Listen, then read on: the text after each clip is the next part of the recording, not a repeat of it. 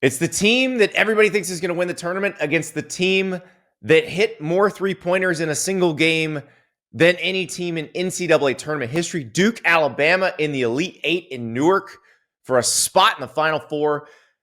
This is an incredible matchup. You've got Alabama, which made the Final Four last year, coming off one of the hottest shooting games you will ever see against BYU, where it felt like the Tide couldn't miss. 25 of 52 from behind the arc. And we know how Alabama plays. Nate Oates, very deliberate about the analytics.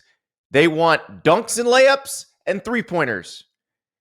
What's interesting about this game is because of the way Duke can play on defense, I don't think it's going to play out anything close to that BYU game. Duke, as we know, looks like an NBA team.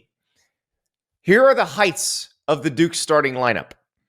6'9", 6'6", 6'6", 6'7", 7'2".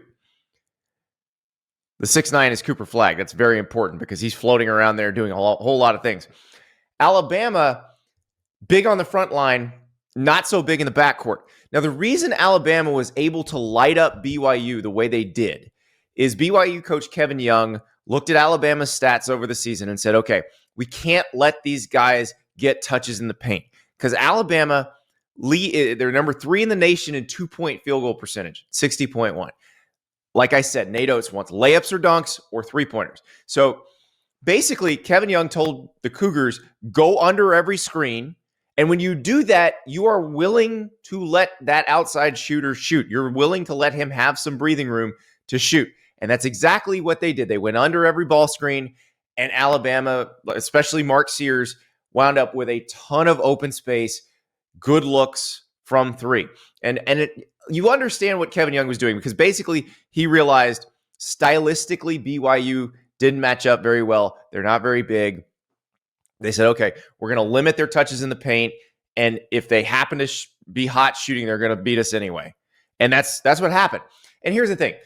If you hit 25 threes, you're going to beat the 96 Bulls. So Duke's favored in this game. If Alabama can rain threes the way they did against BYU, then it doesn't matter how good Duke is. But here's why Alabama's probably not going to do that. I mentioned the heights of Duke and the starting lineup. That they're the tallest team in the country. The shortest rotation player they have is 6'5". So they're long on the perimeter. The other thing is they're not going under the ball screens. That is not how they will choose to defend Alabama. Duke can do whatever it wants defensively because of that length I was talking about, because of the athleticism of Cooper Flagg. You got Malawak in the post as your main rim protector, but I think they're actually comfortable with him. Like if they want to switch him on a screen and have him challenging a three-point shot, I think they're comfortable with that because you're going to have a 6'6" or a 6'7" or 6'9" guy rolling back into the post to protect from the paint touches. Because remember, like I said, Alabama has Grant Nelson in the post, but most of their offensive threats are smaller. And so if you're Duke, you don't mind switching and having a 6'6" or 6'7" guy guarding a 6'4" guy. Doesn't bother you.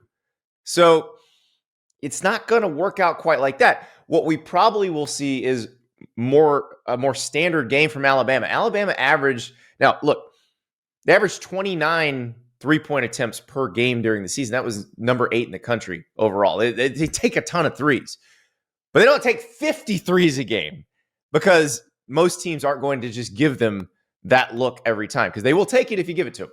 But what Alabama does really well, and this is probably what the BYU coach Kevin Young saw because he's from an NBA background and he's used to looking at NBA floor spacing. That's what Nate Oates tries to do at Alabama. So they space the floor really well. They will try to spread Duke out. They will try to find openings. But the problem is, again, with Duke's length, it's hard to exploit those openings because they close much quicker than most college teams do. That's the issue you've got. But it's going to be a lot of fun to watch because these teams are so good.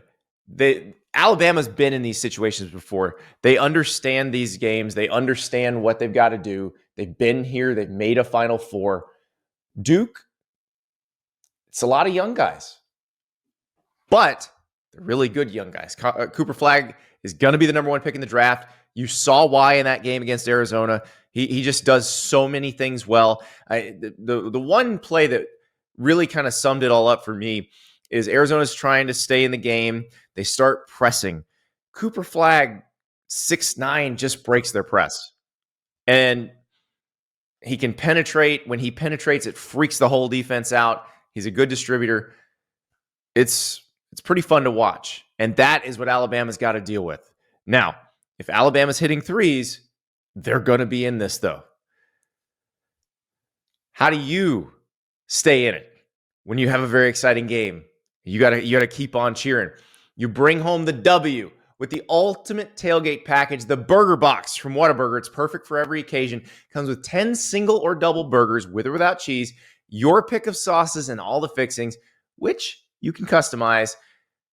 The grilled jalapeños, spectacular. Also, do not forget, we're dealing with Whataburger here, so you've got the spicy ketchup as well. Keep it basic or go wild. It'll be a slam dunk. Order online from April 4th through the 7th and earn double reward points with these teams trying to make sure they're playing April 4th through the 7th. Also, you're watching the game. You got your Whataburger. You got your burgers. But also, you got to think about the Whata Wings party pack from Whataburger. 72 boneless tender bites, a family fry box, and your choice of sauce. Also qualifies if you're ordering next week, April 4th through the 7th, double reward points. So load up at Whataburger this weekend, next weekend, every weekend. Bring home the W with Whataburger. Now, who's going to bring home the W in this game? This game opened with Duke as a 5.5-point favorite. That got bet up by Friday morning to Duke as a 6.5-point favorite.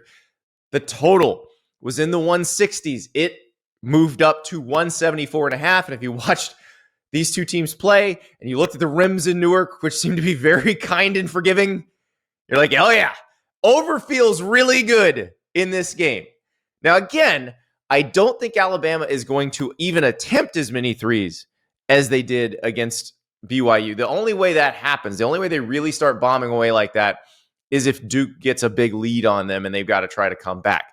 I think Alabama's going to try to use its spacing, going to try to get those paint touches, going to try to find openings in Duke's defense.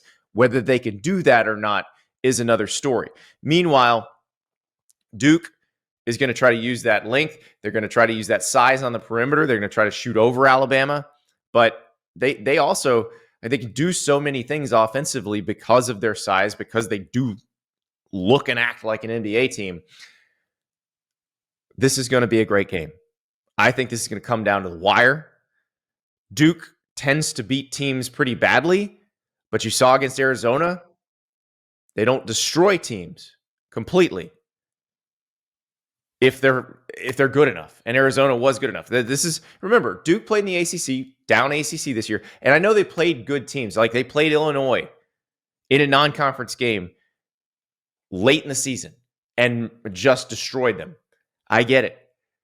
I don't think they're going to be able to destroy Alabama. So we'll find out. But I would take Duke to win the game, Alabama to cover the 6.5.